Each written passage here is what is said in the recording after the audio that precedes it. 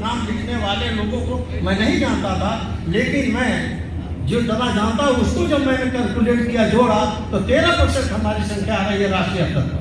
तो आप यह बताइए 13% वाले को मजबूत होना चाहिए सामाजिक और राजनीतिक रूप से कि 5% वाले को होना चाहिए? दूसरी बात मैं बताऊं, मैंने निवेदन कर दिया, कोई क्षत्रिय भाई हो सुने, कोई ब्राह्मण भाई हो सुने, कोई कुर्मी कुशवाहा भाई हो सुने, कोई यादव भाई हो सुने, तो यह न समझे कि अखिल भारतीय विश्वकर्मा महासभा के राष्ट्रीय अध्यक्ष हमारे बारे में हमारी निंदा करता है या हमारी प्रतिस्पर्धा रखता है। मैं आपसे भी निवेदन करूंगा कि हमें उनसे प्रतिस्पर्धा नहीं है, लेकिन हमें उनका अनुकरण करना चाहिए। वो किस तरह से संगठित हो करके और 5% होते हुए इस मुकाम पर हैं, हमें इसका अनुकरण करना चाहिए, उन रास्तों पर चलने की कोशिश करनी चाहिए। मेरा निवेदन आपके लिए। दूसरी जाति क्षत्रिय की है।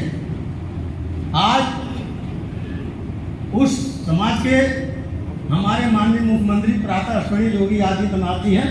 हालांकि लोग विश्वकर्मा समाज के बारे में भाजपा ने बहुत कुछ किया, ये तो आएंगे लोग तो बताएंगे, हमको केवल सामाजिक चेतना से मतलब है। तो क्षत्रियों की संख्या जो भास्कर ने छापा था, या मैं उसी से कलेक्ट करके लाया। देखिए, सूर्यवंशी, रघुवंशी, सोलंकी, गहरवाल, बघेल, बिसेन, सिरनेर, भजगोती, टोटिया, राठौर, परिहार, पमार, चौहान, आज ये 153 प्रकार के क्षत्रिय हैं। अब तुलना करने की बात है, आपके सामने रखता हूँ, आप इस पर विचार करिएगा। मैं आपके सामने ये रख करके जा रहा हूँ, आप इस पर विचार करिएगा। 153 प्रकार के क्षत्रियों की संख्या इस देश में का है। 140 करोड़ में इनका 8% बनता है, 9.5 करोड़ इनकी संख्या है। राष्ट्रीय स्तर पर इनकी संख्या 9.5 करोड़ है और इनका 8% बनता है। आज इनकी स्थिति राजनीति में क्या है, समाज में क्या है, आप स्वयं देख रहे हैं। इसके बाद से यादव में ग्वाल है, गढ़होर है, जजवंशी है, नंदवंशी है। आज 20 प्रकार के 20 उपजातियां यादव में है। इनकी संख्या जो इस देश में 17% है, 17% है।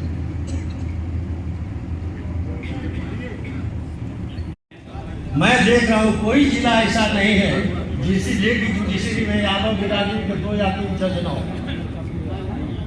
जिस जिले में यादव बिरादरी के 2-3 जज न हो, केवल मैं जुडिशरी की बात कर रहा हूं, ऐसा नहीं है। हर जिले में 2-3 जज जो यादव बिरादरी के हैं। आज़ादी के पहले इनकी संख्या क्या थी, स्थिति क्या थी, आज़ादी मिली थी इनकी स्थिति क्या थी, आज ये किस स्थिति में है, ये अनुकरण करने की बात है। हमें अपने बच्चों को आगे किस तरह से बढ़ाना है, यादव बिरादरी से हमें प्रेरणा लेनी चाहिए। आपको एक किस्सा याद होगा, हम लोग जब पढ़ते थे, हमारी उम्र 78 साल की हो रही है। 1963 में मैंने हाई स्कूल किया, जूनियर हाई स्कूल में पढ़ रहा था। 1960 में एक मिथक था, यादव के लिए कहा जाता था कि 60 वर्ष तक नाबालिग रहते हैं। सोच लीजिए जरा, हम विद्वान हैं, पैदाइशी इंजीनियर हैं, भगवान विश्वकर्मा के वंशज हैं, जिन्होंने सृष्टि की रचना की, जिन्होंने पूरी सृष्टि को बुद्धि दिया, विवेक दिया, ज्ञान दिया, सारे ज्ञान के मालिक हैं, जो अपने उदर में सारी सृष्टि को समाहित करके क्षीर सागर में सोए में स्वयं नारायण ने विश्वकर्मा का अवतार लिया। हम उनके वंशज हैं। हमारी स्थिति क्या है? हम बड़े गर्व से घमंड से कहते हैं हम पैदाइशी इंजीनियर हैं। अरे भैया, हमारे पिताजी जंगलीर में हाथी बांधते थे, इससे पता चलेगा नहीं। हमको भी तो कुछ बांधना चाहिए, गधे बांधना चाहिए, बकरी बांधना चाहिए, घोड़ा बांधना चाहिए। हमारे पिताजी जब हाथी बांधते थे तो उस जंजीर को लेकर हम घूमते रहेंगे और उस जंजीर में कुछ बांधने की कोशिश नहीं करेंगे, तो इससे हमारा समाज, हमारा परिवार आगे नहीं बढ़ सकता। ये हमें इससे प्रेरणा लेने की जरूरत है। तो यादव आज़ादी के बाद भी 60 वर्ष तक नाबालिग रहने वाला, अभी आपने अखबार में पढ़ा होगा, यादव वंश की एक लड़की ने UPSC जिसे कलेक्टर बनाए जाते हैं, उस परीक्षा को टॉप किया। क्या विश्वकर्मा समाज के बच्चे इस परीक्षा को टॉप नहीं कर सकते? आप यहाँ आए हैं, हम यही केवल आपसे निवेदन करने आए हैं, क्योंकि हम लोगों का समय तो गुजर गया। कोशिश कर रहे हैं कि हमारे समाज के लोग इनसे प्रेरणा लें, हमारी भी बच्चियाँ, हमारे भी बच्चे UPSC की परीक्षा टॉप करें, UPPCS की परीक्षा टॉप करें। ये प्रेरणा लेकर के जाने की जरूरत है, या सोचने की जरूरत है। तो यादव 17%, उनकी संख्या देख रहे हैं, उनका उनके राजनीति में नेपाल का राष्ट्रपति तक यादव हुआ। नेपाल का राष्ट्रपति कौन हुआ था? यादव। बिहार का मुख्यमंत्री कौन हुआ? यादव। उत्तर प्रदेश का मुख्यमंत्री कौन हुआ? यादव। सोच लीजिए 17%, हम 13% हैं, हम कुछ नहीं हो पा रहे हैं। ये सोचने की जरूरत है। अब मैं आपके सामने कुशवाहा जाति का आंकड़ा रखूंगा। ये भास्कर की छपी हुई रिपोर्ट के आंकड़े हैं। कुशवाहा में कुशवाहा है, मुराव है, काची है, कोयली है। आज ये भारत में इनकी जनसंख्या 11 करोड़ 11.5 करोड़ है। और इनका प्रतिशत जो है 8.5% बैठता है। कुशवाहा की राजनीति आप देख रहे हैं। आज उत्तर प्रदेश में कुशवाहा जाति के हमारे एक माननीय नेता कुशवाहा जाति के ही नहीं, पिछड़ा वर्ग के चेहरा हैं। कहा जाता है कि उनको उप मुख्यमंत्री इसलिए बनाया गया कि वो पिछड़े वर्ग के चेहरा हैं। क्या विश्वकर्मा समाज के 5 भाइयों में से कोई भी राजनीति करने वाला आदमी विश्वकर्मा चेहरा नहीं हो सकता? पिछड़ा चेहरा की बात छोड़ दीजिए, विश्वकर्मा चेहरा नहीं हो सकता है। वो कब होगा? जब आप आपसी देश निष्ठा छोड़ करके या सोच करके तो वहाँ जाएंगे तो वो तो बोलेंगे, हम सुन कर चले आएंगे, हमको क्या मिलेगा, लेकिन समय लगेगा। जब आप उसको धरातल पर ला करके स्थापित कर देंगे, जब हमारे समाज के भी चेहरे होने लगेंगे राजनीति में, तो हमारा आपकी भी सम्मान बढ़ेगा, आपकी सुरक्षा बढ़ेगी, आपके बच्चे आगे बढ़ने लगेंगे। ये सामाजिक चेतना सम्मेलन का तात्पर्य केवल इतना है। दूसरी चीज मैं आपसे निवेदन करना चाहता हूं,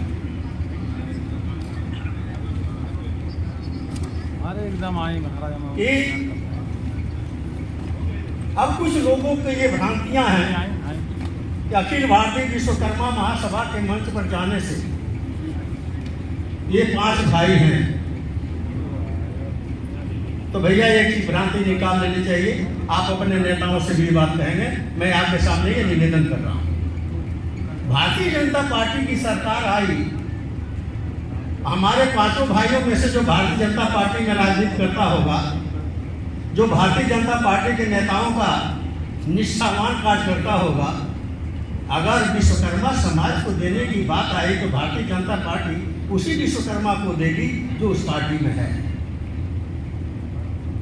उसे यह नहीं सोचना चाहिए, क्योंकि हम तो उसको केवल संख्या दे रहे हैं, हम उनको केवल संख्या दे रहे हैं, और इस संख्या के ताकत के बूते पर भारतीय जनता पार्टी हमारे विश्वकर्मा समाज के 5 भाइयों में से जो भी उस पार्टी में है उसको अपना चेहरा बनाएंगे।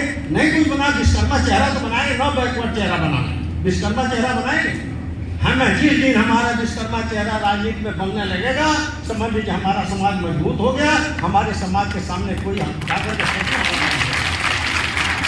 उसी तरह से मान लीजिए समाजवादी पार्टी या कांग्रेस पार्टी, बहुजन समाज पार्टी राजनीतिक परिदृश्य से मिटते हुए दिखाई दे रहे हैं। ये देश की जनता का कोई ठिकाना नहीं है, कब किधर पलटी मार जाएगी और कौन कौन नीचे से गिर करके ऊपर उठ जाएगा, आज ऊपर उठा हुआ कब नीचे गिर जाएगा। तो हमें इसमें किसी से द्वेष नहीं होना चाहिए, किसी के खिलाफ नहीं सोचना चाहिए। हमारे जो भाई कांग्रेस में हैं, अगर कभी कांग्रेस का अभ्युदय हुआ, वो आई, तो कांग्रेस में अगर विश्वकर्मा समाज को देने की बात आएगी तो किसको देंगे? जो कांग्रेस में हमारा भाई होगा। तो भाजपा में जो भाई है उसको उसे द्वेष नहीं रखना चाहिए। तो मैं इन्हीं बातों से मैं आपके सामने इसलिए निवेदन कर रहा हूँ कि हमारे नेताओं को समझाने का काम आप करेंगे, हमारे नेता नहीं कर सकते। हमारे नेताओं को इस स्तर पर समझाने का काम आप करेंगे। आप उनको समझाइए कि जो जहां है राजनीति करना करने दो, हमारे बीच में फूट डालने की कोशिश मत करो। हम 13 करोड़ एक साथ, हम 13% एक साथ रहना चाहते हैं, हमको अलग अलग करने की कोई कोशिश न करे। अगर कोई कोशिश करने की कोशिश करता है तो हम उसका जवाब देंगे, साहित्यिक जवाब देंगे, सांस्कृतिक जवाब देंगे। उन्हीं शब्दों के साथ आप निवेदन करते हुए कि आप 5 भाइयों मिल करके। दूसरी बात है कि बता रहा, समाज में एकता का सबसे बड़ा गुण क्या होता है? बेटी और रोटी का संबंध।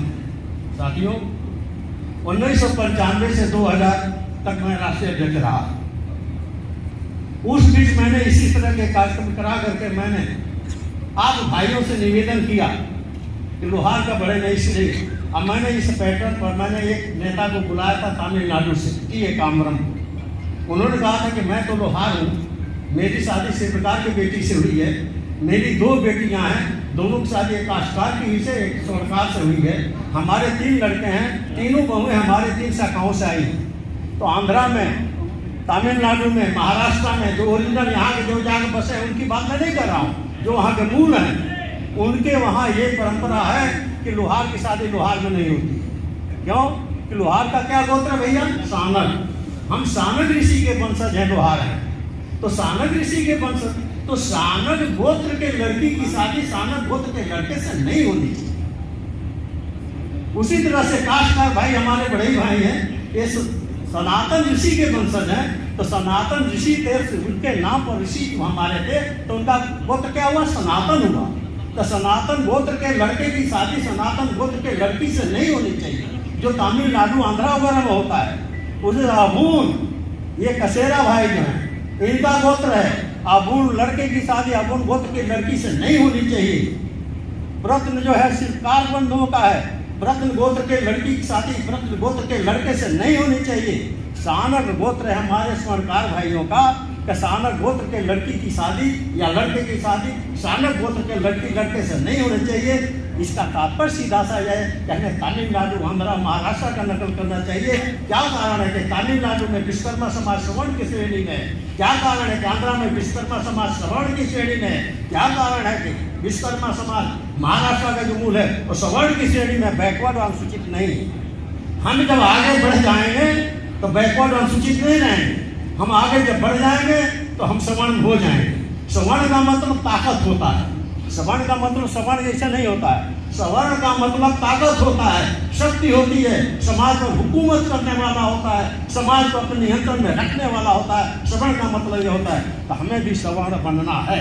तो सवर्ण बनने के लिए हमको बेटी रोटी का संबंध स्थापित करना चाहिए आपस में। इसी से प्रेरित होकर के राजकुमार विश्वकर्मा IPS लोहार ने अपने बेटी की शादी स्वर्णकार के बेटे से किया।